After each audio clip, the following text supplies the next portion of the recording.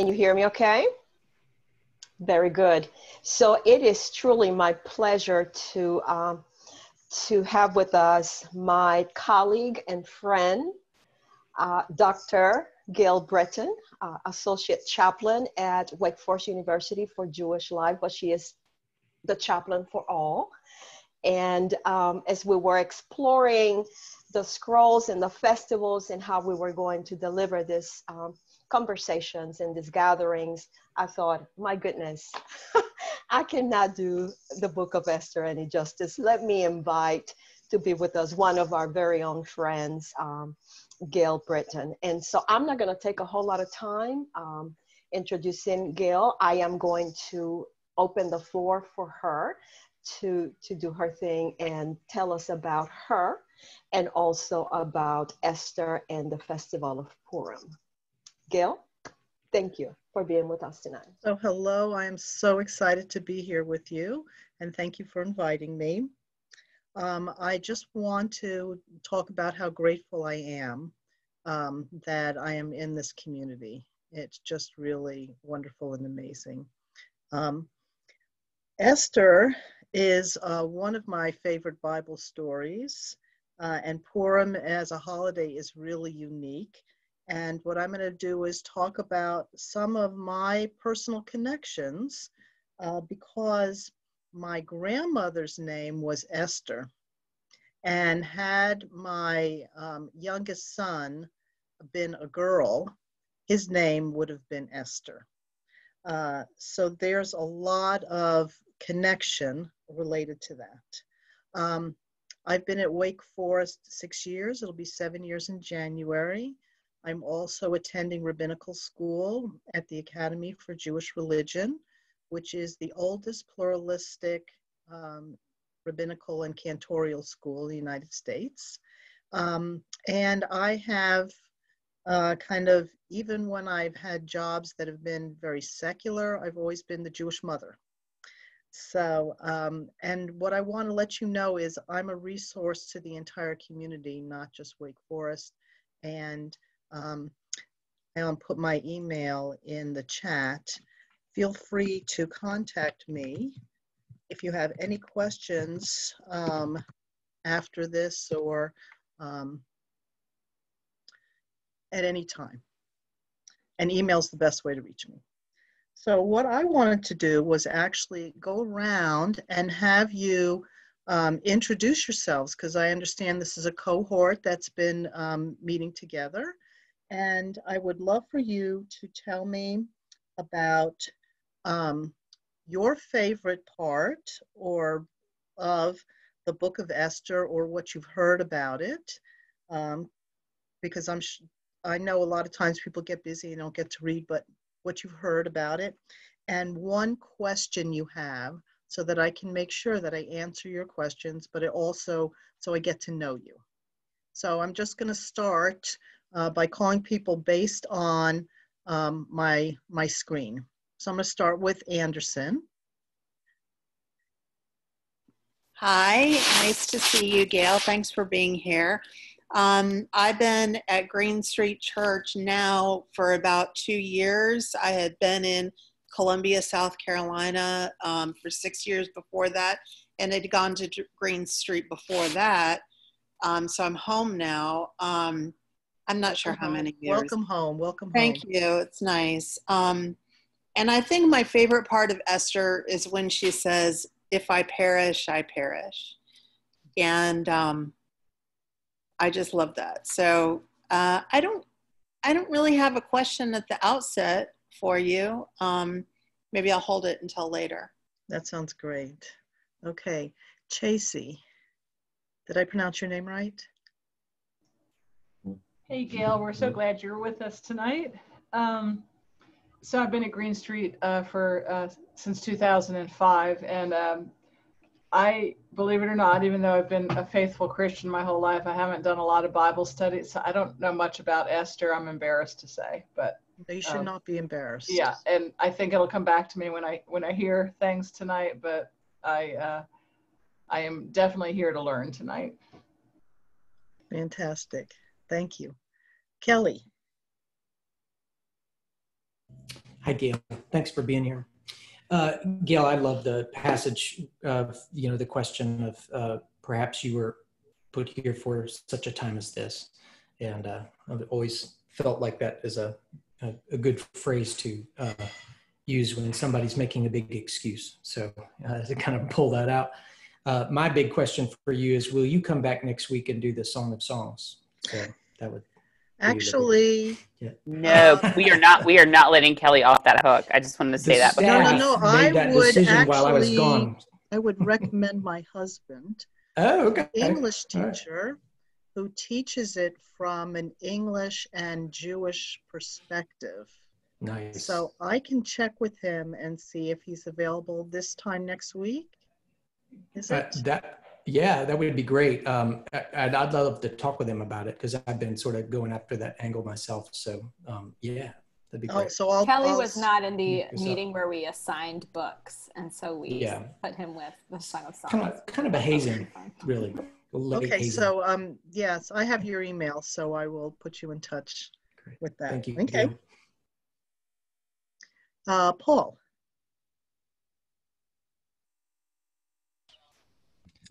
Gail, thank you for your presence. I'm a former Presbyterian Church in the United States of America pastor. I'm familiar with Highland Presbyterian Church very, very much. Are you? Yes, I am. I hope things are going well between you and Emmanuel. They are. Thank you. Confess I haven't read Esther recently. Is she the one that saved the people from genocide? Yes. Okay. Okay, great. Molly. Hi, I'm Molly. I'm an education grad student at Wake Forest. And my first introduction to Esther was the VeggieTales movie version of it, which was extremely good. I really liked it. Esther was an asparagus, if you haven't seen it. It's great. But obviously, I really love the quote that Pastor Kelly mentioned. And also, for some reason, I've always kind of liked Queen Vashti. I like how she just refused to come to dinner because she didn't want everybody to, objectify her. I thought that was pretty cool of her, to be honest. I don't think I really have a specific question. I'm just excited for this discussion because Esther is one of my favorite books in the Bible, actually. And we will be talking about Vashti. Absolutely. Thank you very much. Judith.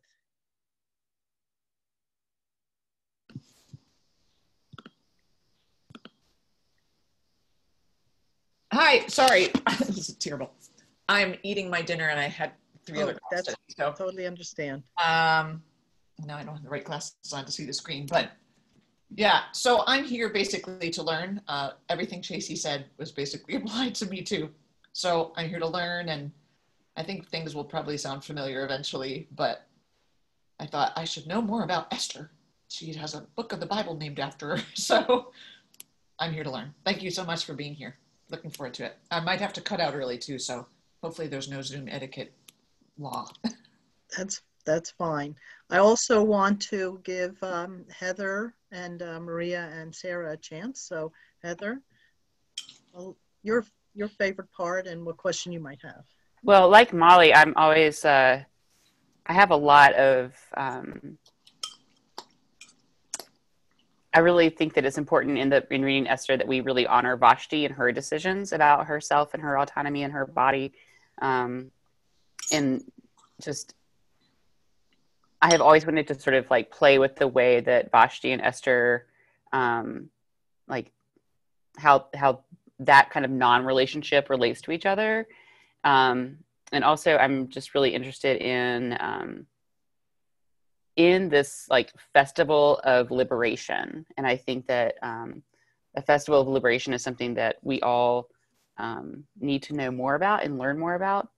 So I don't really have a specific question, but I'm really happy that you're here, and I feel honored that you've taken your time to come and speak with Green Street about Esther and Purim.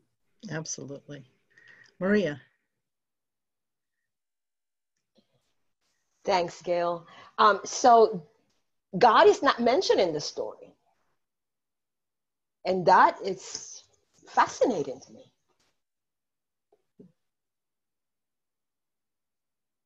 Very good. And Sarah? I was actually going to say the same thing, that I find that really interesting. And I'm familiar with sort of like the narrative arc of Esther, have seen it presented very much as that sort of story that is so powerful, but just have not engaged as much with the text in more interpretive or liturgical context. So I'm just excited to hear more. Okay, excellent. So, Gail, Gail, we have another person that joined us. This is, I think it's Maria O'Neill. Maria, are you there? Maria is joining us from Colombia, and she's been having a hard time getting a good connection there. Okay. So anyway, Maria, are you there? Maybe not. So, okay, she'll join us if she can. That sounds good. So I've been, ever since Maria invited me, I've been thinking about what I want to talk about. And I wrote like 15 different ways I could go. And so I think that what I will do is I will start with the whole Vashti thing. And I'll tell the story as we go along. So this story is happening in the 4th century. This is a king in Persia. He's pretty powerful, and he decides that he's going to, for the anniversary of his kingship, have a gigantic party. And when you invite a bunch of people over for a party and they all get drunk, and the king, Vashti was the most beautiful, beautiful woman. And the king was very proud that he had this beautiful wife, and he invited the wife, well, he didn't invite, he kind of demanded that she come and dance, implied dance naked. So there is a lot of interpretation about why she didn't come. First of all, when I was a kid, we kind of went past that part to the next part about Esther. But in recent years, I would say within the last 20 years, many Jewish women and non-Jewish women have seen Vashti as a sign of a certain type of feminist, a woman who knew her place, a woman who would not give in to drunken men at a party, and who knew her worth. Well, there's more to it, because according to the Talmud, they were trying to understand from a man's perspective, and this is the beauty and the not beautiful part about the Bible and the Talmud, is that they're mostly interpreted by men who have sometimes a certain viewpoint that they don't always understand a woman's perspective. So when they were trying to imagine why Vashti would not come, and also to forward the story about how Esther came into it, and this will also tie into your question of God is not explicitly written in there. That doesn't say the word God at all, but it's implicit in a lot of things that is done. So the rabbis imagined, what did God do to Vashti, who maybe would want to show off her beautiful body? So they have imagined in one of their midrash, one of their stories, filling in the gaps, that either she developed boils, and so she didn't want to go dancing with all these boils over her body. And one story is that she grew a tail. Now, first of all, it's impossible to grow a tail, but in their mind, she would not want to dance naked with a tail. And that can mean a lot of different things. And so she refused to come dance. When she refused, the king, in his anger, had her executed. But then when he got sober again, he realized what he'd done and he really missed her.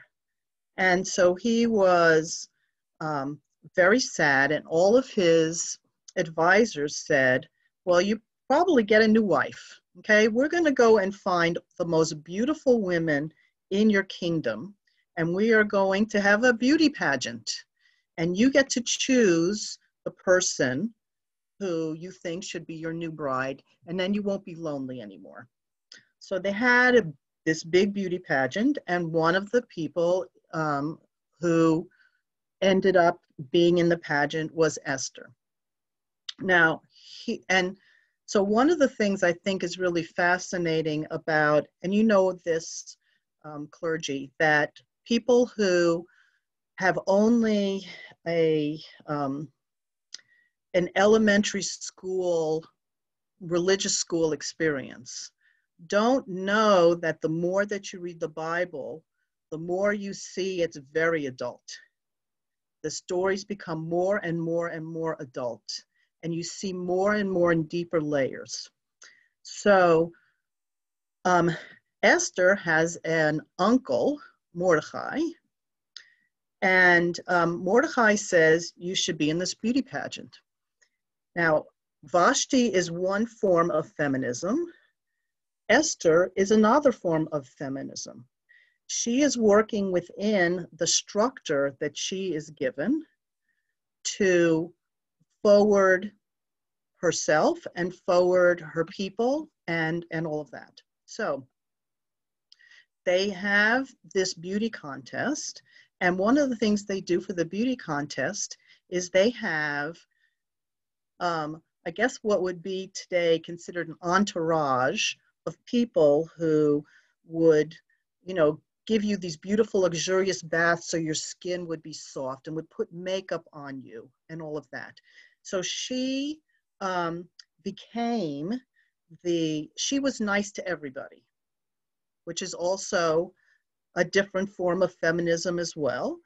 And she caught the eye of the head groomer, who said, this is the one. So he spent extra time and energy on her, making her the most beautiful one. P.S., she got chosen, but she didn't let anybody know that she was Jewish. And matter of fact, Mordecai said to her, don't let anybody know you're Jewish. This is a thing that happens throughout time, actually, with Jewish people, because there's been anti-Semitism since the beginning of time. And I'm kind of getting off sidetracked, but you'll understand. At Wake Forest, we get a list of the Jewish students, the Episcopal students, and the Methodist students. And a lot of times we will, a Jewish student will come to us and said, why aren't I on the list?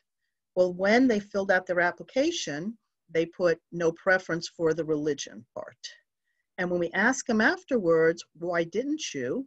Some of them would say, well, I'm from a mixed marriage. Some of them will say, I consider Judaism a culture and not a religion. And then other people will say, I thought it would count against me. I thought there would be a quota, because in other schools there have been quotas. So we're coming to now, Esther is now the queen. And the king, Ahasuerus, has an advisor named Haman, who is very power hungry.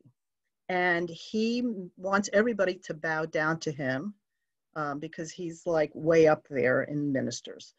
Well, Mordecai, Esther's uncle or cousin, doesn't bow.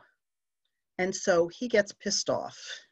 And so he decides that if this is the way one Jewish person is, then let's just get rid of all the Jews, which goes back to what we're seeing today with stereotypes, right? If somebody stereotypes one person in a group, they may stereotype the entire group.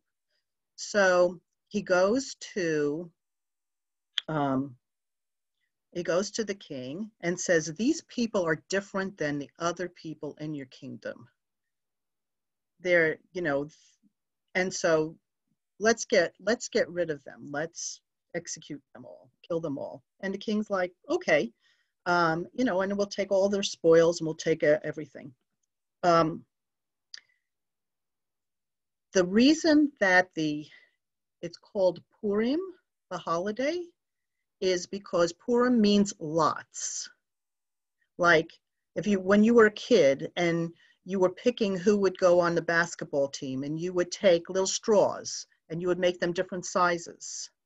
That's what the lots were. But it was a lot to determine what day they were going to do this execution at.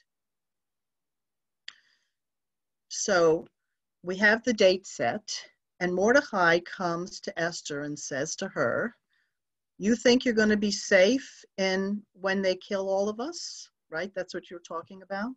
Were you put here for a reason? And so here's the other question. So she says to him, fast, everybody fast. And to this day, we have a fast of Esther that we do before Purim. Why would you fast if you're not thinking of or praying to God? Who would you fast? Why would you fast, right? So it's implicit in the narrative that you're fasting because you're going to ask God for your help. And you're going to let God know that you're,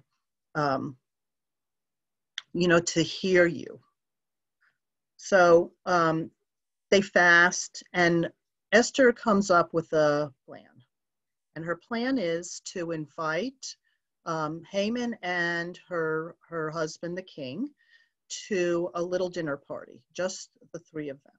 Now, back then, you couldn't go into the king's chamber, even if you were the queen, without permission. This is why she fasted, because she was going to go in without permission to his inner chamber, and it would have been very easy for the king to say, I did not summon you, and kill her also. But he said, what is it, my dear? I will give you everything I have, up to half my kingdom. And she says, I want to have this little dinner party. And so she has this dinner party. And at the dinner party, he says, what, I'll give you anything you want. And she said, well, I just want to protect my people. There's somebody who's trying to kill them. And at this point, that is when she let it be known that she is indeed a Jewess, and she is supposed to be with the rest of her people executed. And the king says, who is the person who is doing this? And she said, Haman. He's so angry, he leaves the room. At this point, Haman realizes, hey, I'm in deep. So he gets down on his knees to beg her. And that's when the king comes in, and he says, because he sees, when you're trying to beg with someone, you're like holding them. And it's like, now you're trying to take advantage of my queen. And he was even more upset. P.S. All of the things that Haman was going to do to the Jewish people were done to him and his family.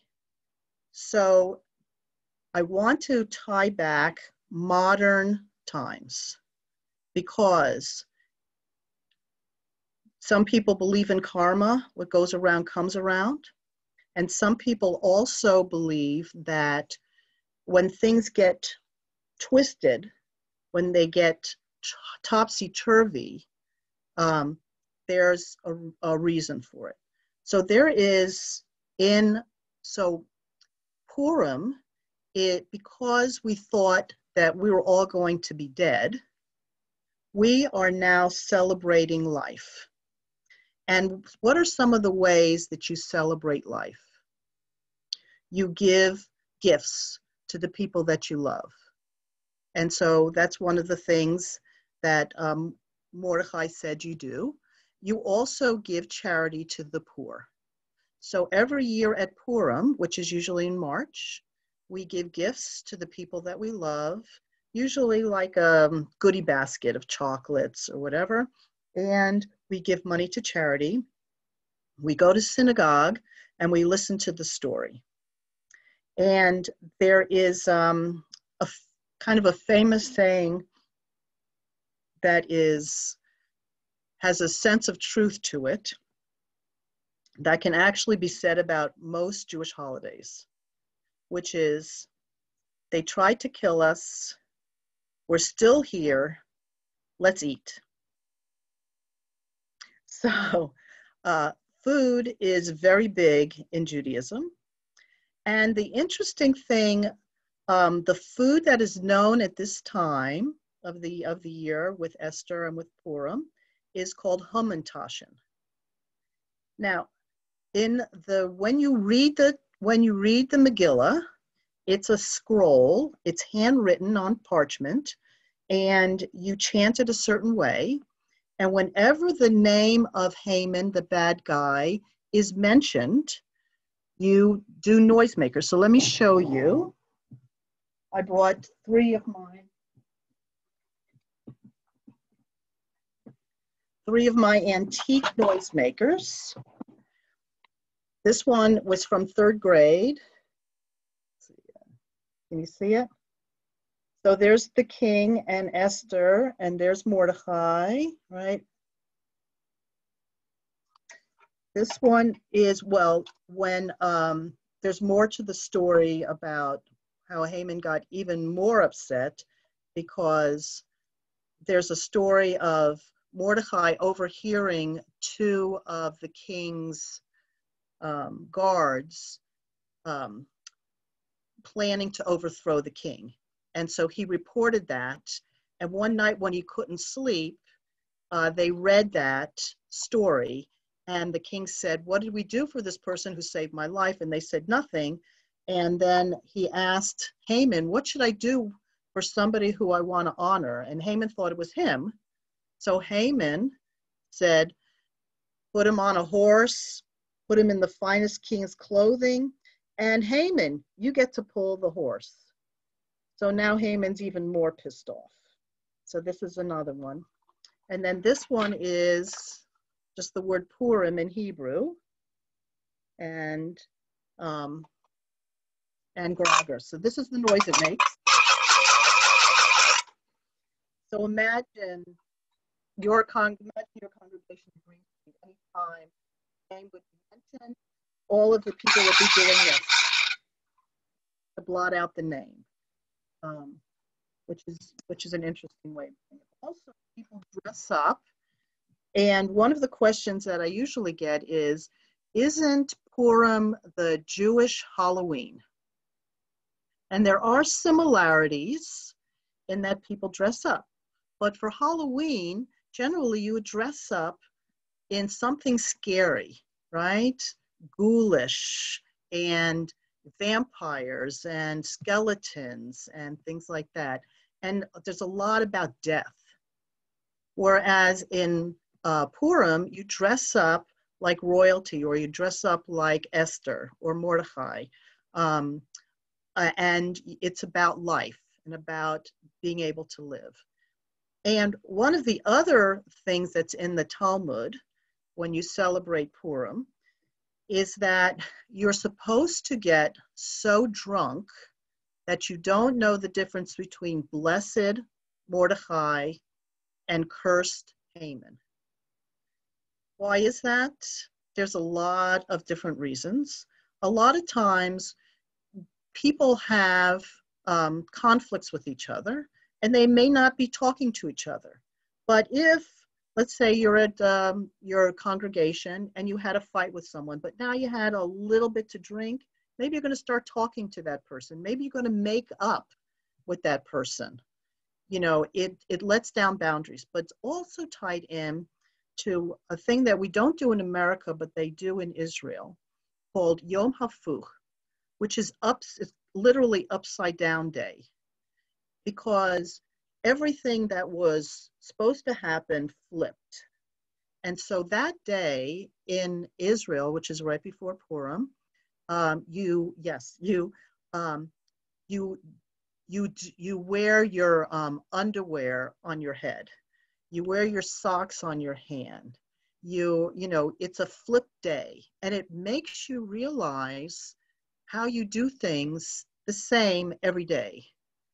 It makes you think about what you do and why you do them, what things have been meaningful to you, what things, yeah, I'm just, in my mind, I'm seeing, because I worked in the children's house in the kibbutz, and the kids wearing their underwear on their head that day, which was, I mean, it was a really fun day.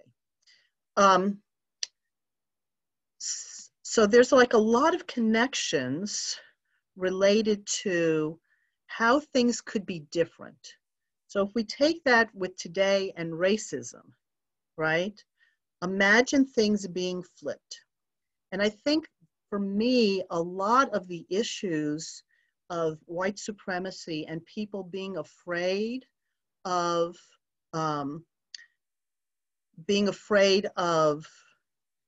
seeing it a different way is that they only see that there's somebody who's superior and there's somebody who's inferior.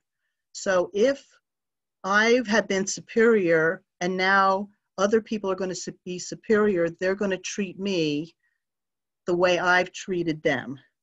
And they can't understand that there's a different way. There's a way of kind of the middle way, the middle ground of everybody being this kind of the same in the way that they're treated. So this is just another way of thinking about how things flip and what that can mean as well. So I wanted to talk about the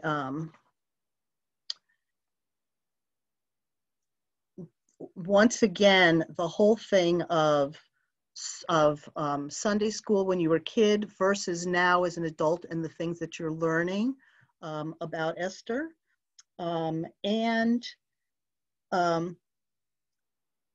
One of the things that I do sometimes is around the time of Purim is talks about masks. Because Purim, people wear masks. And even now when we're on Zoom, there are people who don't show themselves. They may have a picture, they may have an avatar. There's something about hiding that can be very powerful. There's masks that we show in our lives and in our communities. So sometimes I have a mask of a mom. Sometimes I have a mask of associate chaplain. Sometimes I have a mask of wife. Sometimes I have a mask that I don't even show people, right? And we all have masks.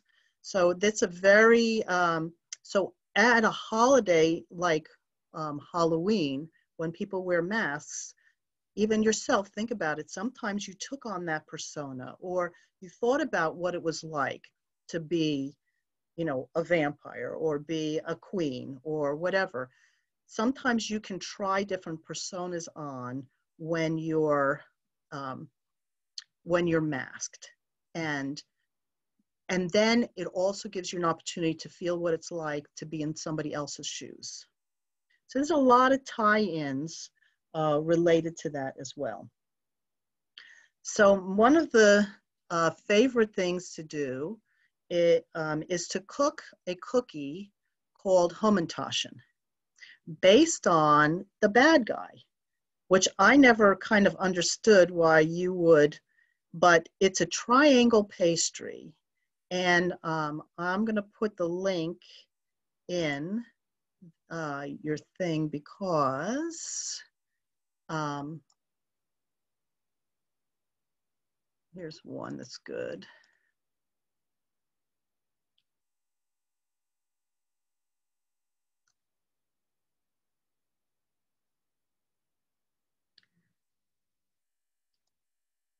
It is triangular, and inside it has either prune or poppy seed or apricot jam or strawberry, and it's a very sweet cookie.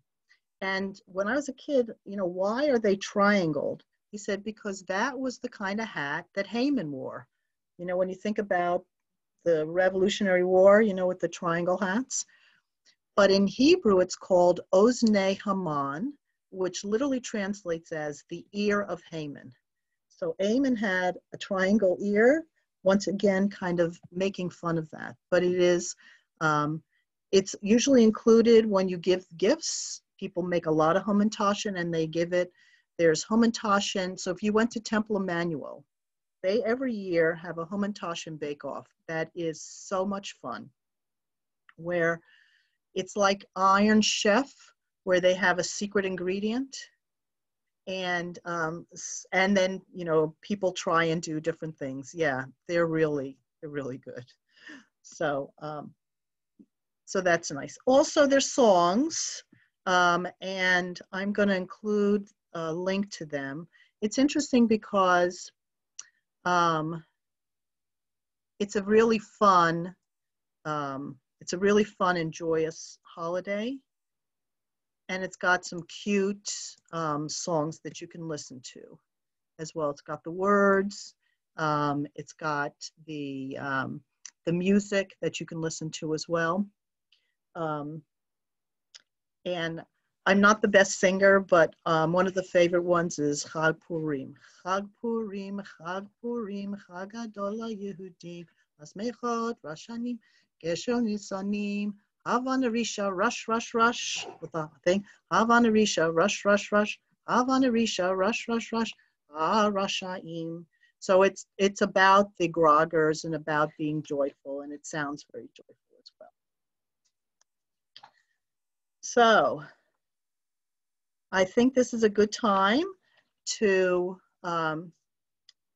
see what questions you may have related to the Book of Esther. I think that you kind of learned that of the scrolls that you're learning about. From a Jewish perspective, Esther is the last one of the 5 scrolls, and this is I've had this since I was a kid, the 5 Megillot. The word Megillah means scroll, but when I was a kid, remember Megillah Gorilla for sale, right? Or what's the big Megillah? That may be what's the big scroll, what's the big thing as well. So it's the last of the Megillot, but in my, it's, when you think of the Bible, the Jewish Bible, you've got the 5 books of Moses, you've got the Nevi'im, the prophets, and you've got the Ketuvim, the writings. That's how you get the word Tanakh, Ta for Torah, Nun Nevi'im, Kaf Ketuvim, and these are in the writings. But in the Protestant canon, Esther appears between Nehemiah and Job. In the Roman Catholic canon, Esther appears between Judith and Job and includes 6 chapters that are considered apocryphal in the Jewish and Protestant traditions. So even within the Bible, there are added things to Esther in different religions, and they're also placed in different places. So what questions do you have that I haven't answered? Gail, I want to ask one quick question. The apocryphal texts that are added on to Esther, does that continue any narrative, or does it add some poetry or something? I have no idea. I have not looked at that. Look that up, because I'm not familiar with that. Yeah, I thought that was really interesting when I read it, and it's actually I read it in Britannica.com. Yeah, I've got that actually, Kelly. It's there is some poetry, but there's just sort of like a general extrapolation and also some history. It's not like the the actual book of Esther that we have in Hebrew scripture and is actually like a better version than like I think it's considered apocrypha, but it's not really helpful. It doesn't add to it. I don't think so. Although Right, someone, and that's what I was reading, is that it doesn't add much to it either. But that's a good question, Kelly. Yeah, Gail, I don't have this as a question as much, but I mean, you know, I think that the contrast of, I've always loved the contrast between what Vashti does on principle as an act of resistance, right, versus what Esther does as a way of, you know, using the opportunity that is presented to her, right, within the system itself to change. So there's like two forms of resistance going on in there, and you know, to me, it's beautiful. It's sort of like you know, it's sort of, okay, which model am I going to follow for whatever particular moment that I'm in? Correct. And the thing is that not one particular way of doing things works in every situation. And that's just our lives.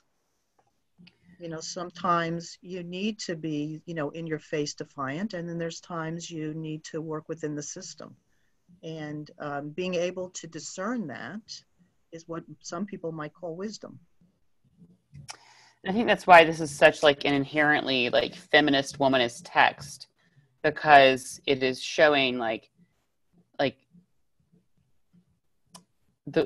the various ways that women get subjugated in systems of power, and also the various ways that women have learned that we have to treat ourselves and our bodies in order to manipulate those systems. Like, this isn't about women's liberation. It's just about women's wisdom, in my opinion.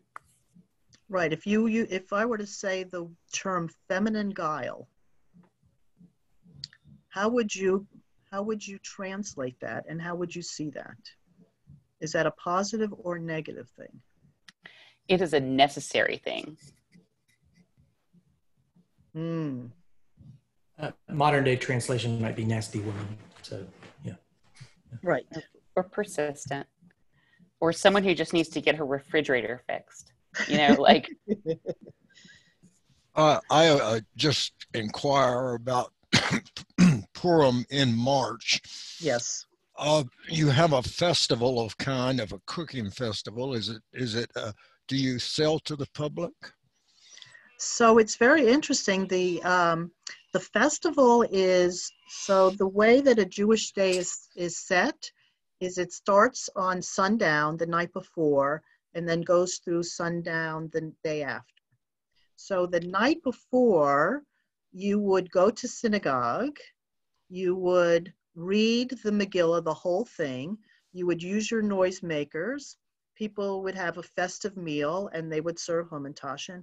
Then you would go again in the morning, because you're supposed to listen to it twice, and you would listen to it again, and you would use your noisemakers, and you may have another festive meal. During that time, a lot of stores sell Hamantaschen, and you can buy them at most, like we have probably 5 people here. I live in Greensboro, who they do a very brisk business at Purim time. They'll like do dozens and dozens, and there will be people who will have Hamantaschen baking parties. The temple here does the reading, and then they also do this fun thing afterwards of the cook-off with the Hamantaschen as a fundraiser, as most churches would do like a cookie sale. They do that same thing, that you would put money in the little pushka, the charity box in front of each one of those, of the one you like the most, and the one that raises the most money is the one that wins.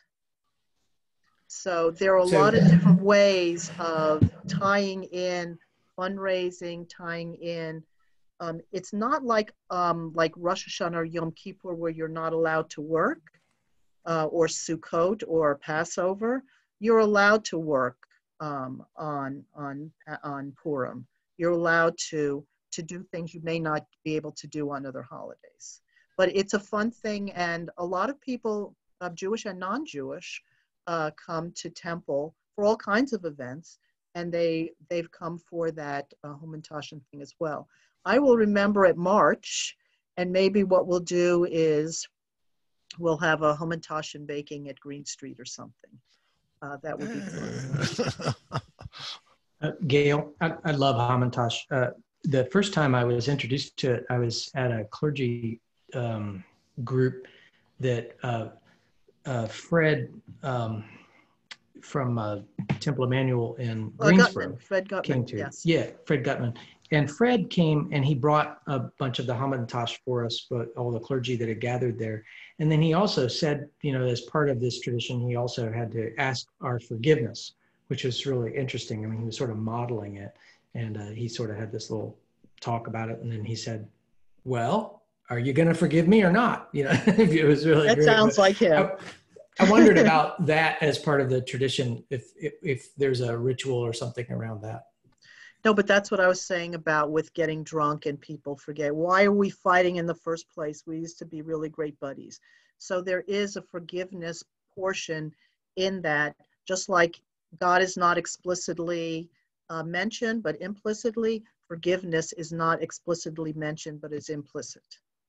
And that's why you also give baskets to your friends, because if you send it to someone who you may have had a falling out with, they're like, oh, we're friends again. You know, it's like it's a peace offering, so to speak. And it puts you on that, oh, we're friends now on that level. I really love that about Esther and about Purim, is that like you can really absorb it on a very pretty much just like going on like the basic facts of Esther and Purim, like the celebration of Purim and the celebration and the book of Esther, but then there's so much more subtext to both the holiday and the book that you can just keep on, you know, diving deeper and deeper into it in a variety of ways. You could do a whole college course, not even just a term, a whole year on just Esther, on the language that was used, on the different stories, like I was telling you about with the person who was grooming her, you know, and just about kindness, all kinds of themes about, you know, planning things out, about praying and repenting, about knowing your values, having integrity. You could just, I mean, universal themes that could be used just on this particular book. I sort of feel like Esther is like the model for Queer Eye. Yes, like, it is. It is. Like just this like amazing show, like this person who doesn't quite know who she is, and then like people come in and show and like tell her like about why her body is powerful and why her soul is powerful and like all of that. Because the groomer was a eunuch. Yes. Yeah. I'm not suggesting that the men on Queer Eye are eunuchs, but yes. Correct, but I'm saying. But I think like, they would be totally down with that interpretation. I do right. too. So yeah, so there's a lot of different ways of looking at that.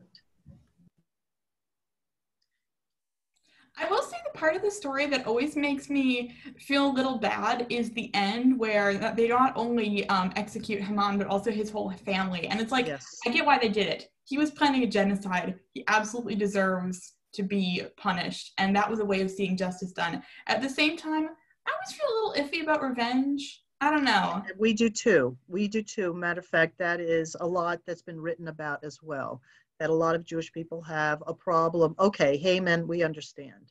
But his whole family and other people too, who are known anti-Semitic people. So the thing is, how do you justify that? There is no justification, as far as I'm concerned. But I can, and sometimes you have to look at it from the historical viewpoint of the time. And that was the only thing that was allowed to them. And matter of fact, what happened was since the king put out this proclamation, he cannot withdraw his proclamations. So he made another proclamation, which is, don't kill the Jewish people, because if you do, then you will be. And so that's what happened, was some of the people said, we're going to go with the first proclamation, we hate the Jews and we're going to kill them. They were then allowed to be killed because, and this goes back with the Yom HaFluch, with the flipping, with the same kind of thing, but it is very difficult to read and very difficult for a lot of people to understand and to absorb. Absolutely. But one of the things that's interesting from a Jewish perspective is we don't have saints. We only have human beings. And the Bible stories, as far as I'm concerned, are not things necessarily that you have to emulate. But think about what your parents said. I want you to do what I say, not do what I do. They would say, learn from my mistakes so you don't make the same mistakes. We can look at all of these texts and say, this is something you shouldn't do. So that's how I look at it. Gail, I just love the whole talk of the festival and the way they tell the story, the way food is incorporated into it, all those rituals. We need more of that. I mean, we just don't do that well as a community. We have good stories, but we don't put a festival around them like that as much. You know, occasionally we'll do it for like a vacation Bible school experience, but it's really, it's a beautiful way of really getting into the story. And I love just what you said too, that, you know, it's about kind of getting inside that story and finding a way around it, finding the different characters, not necessarily to try to make somebody sanctified, but instead to actually look at them and just say, what decisions were going through their minds, and in what similar ways do we have that? So yeah, I just really appreciate the way you told that for us. It's fat. Oh, Maria, did you have something you want to say? That's our friend. Maria. Oh, there she is. Maria O'Neill. Maria O'Neill, ¿me oyen? Are you listening to me? Te oímos, María. Ay, Maria Teresa. Well, the thing that I was thinking is that, okay, you get to the power, and to get to that point, you have a family and you have a karma that always push you to get to that place. And when you get to that place, you find that what is up there is not really what you really want to do. You are not that person. I am trying to find me over here in a complete different setting. And if these people get up there, it's not just the king. It's the king, and they want to help him, and they want to, it's like the government. The government is not just the president. The government is the president, the house, the representative, and everybody else that is involved. And every one of them has a karma that have to go through with to understand what is that they are going to be. It is very difficult to love Trump and to say that he is doing what he needs to be doing, because this is what his point in time is. I am not one to say what is my point in time or anybody else's. So the forgiveness is to let them be who they are without sending them all this bad and angry energy. And I believe that if we let them be, things can calm down. I don't know, I might be completely crazy because I am living in a world that it doesn't make sense to me these days. No, I appreciate what you're saying anyway, very much, Maria. I appreciate that very much. What I wrote down, what you made me think of, is one of the things that I think is beautiful about Judaism and the festivals that Kelly was talking about is, when you think of it, it's informal education, like the Passover Seder. It's informal education. You're telling the story every year, but you're also adding rituals to it. And like one of the rituals that we do at Passover is at the 10 plagues, we take our finger, we dip it in our wine, and then at each plague we remove a drop of wine from our cup, because we even though we're happy that because of the plagues we were able to leave, we're sad because people died. And we need to think about every moment, every perspective that we could think of. And I think that what you're saying is people in government need to see the perspective of all of the people that they are governing.